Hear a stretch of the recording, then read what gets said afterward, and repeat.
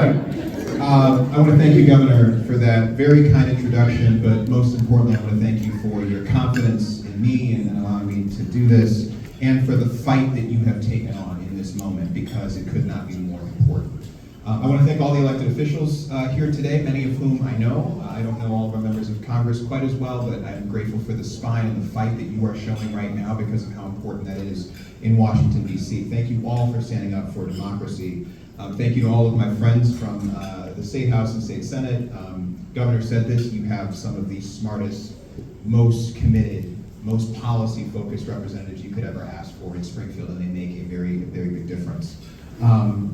I'm honored to have had the chance to work alongside you, JB, for many years, and honored to work alongside you now as Lieutenant Governor to keep making Illinois a beacon of progress, a place where working families can thrive, and a state that stands as a model for the nation. But most of all, thank you, Northfield Township Democrats. In a moment when many of our leaders are trying to tear us down, you are doing the hard work to build us up. I started my career as a field organizer and as a community organizer. I actually always used to joke, I don't trust people who didn't start campaigns in field. I've since met people in comms who I trust, but still, let's go field. Because organizing your neighbors and showing up for each other matters. Because in this age, and I'm on TikTok and Instagram and all the stuff, that face-to-face conversation is what cuts through the clutter. That's what makes the difference. When people have said, okay, well, I read this thing about JB or about Christian or about Margaret or about Tracy, but they were at my door. So I know that's not true because I met them. That one-on-one organizing makes a huge difference. So I'm running for Lieutenant Governor because I believe in the promise of the state of Illinois. I've committed much of my life to working at the state, and I know that promise only becomes real when we fight for it. I know many of you in this room, I don't know all of you, so I just want to tell you a little bit of background about myself. I'm the only child of a single mom. She was a NICU nurse at Rush Hospital for 39 years.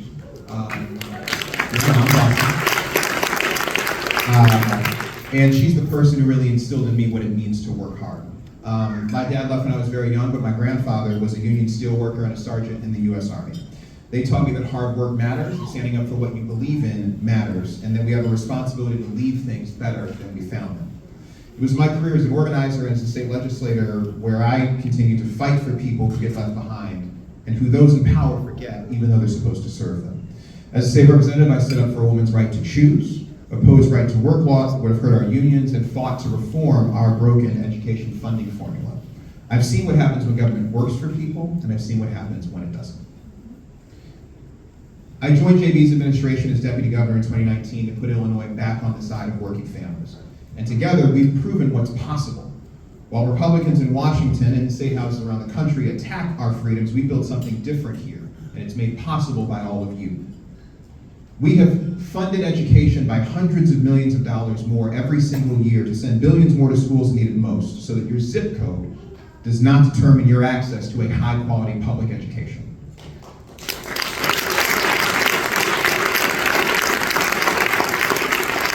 We passed the Climate and Equitable Jobs Act, putting Illinois on a path to 100% clean energy while creating thousands of good-paying union jobs. Because yes, we still believe climate change is real.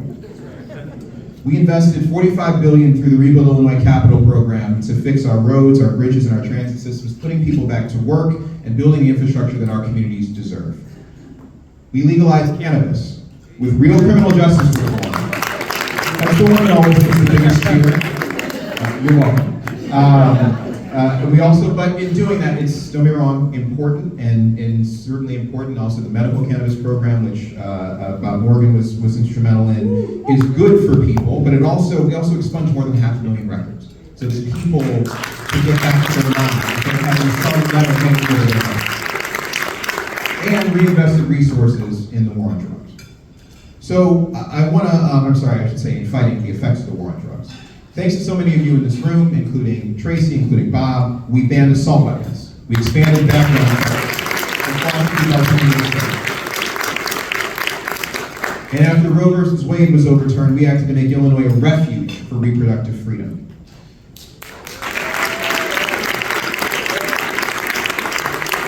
So I'm just getting back to the campaign trail because I spent 9 weeks away because I'm in the Illinois National Guard. I joined in 2023, inspired by my grandfather's service.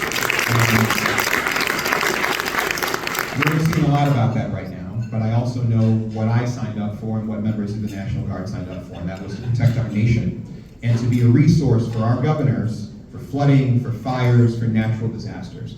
That is what the people of the National Guard signed up for. That's what I remain committed to, and I believe that's what the men and women in uniform in this country are committed to. We have shown together that government can be a force for good, and through hard work and organizing and knocking on the right doors, getting the right representatives in the right rooms, we can transform this world and make it better. But none of this is possible without you. Knocking on doors in the rain, going out and getting petitions. We were just out in the 47th Ward talking to our neighbors and getting signatures. It may seem small, but it is literally the oil that greases the gears of democracy. Every door you've knocked, every conversation you've had, every hour you gave, that's what built our progress. But as we all know, our progress is not assured. There are a lot of folks in this room who, and some of us served, by the way, at a time when there was a different governor in the mansion in Illinois. It wasn't so great. Our schools did not look good, our budgets did not look good.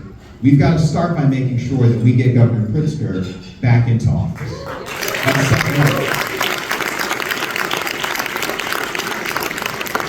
because our progress is not, with Republicans controlling Washington and extremism on the rise, the states matter more than ever.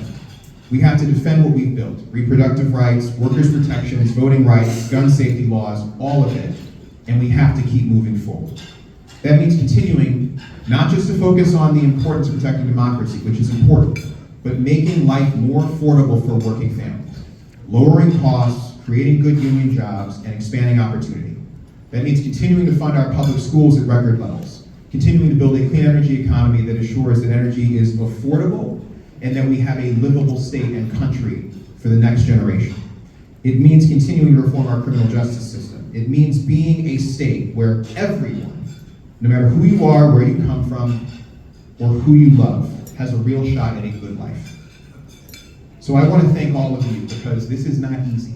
This will not be easy, but together we can do it. This is our fight. We're in it together. We will win it together. Thank you all so much.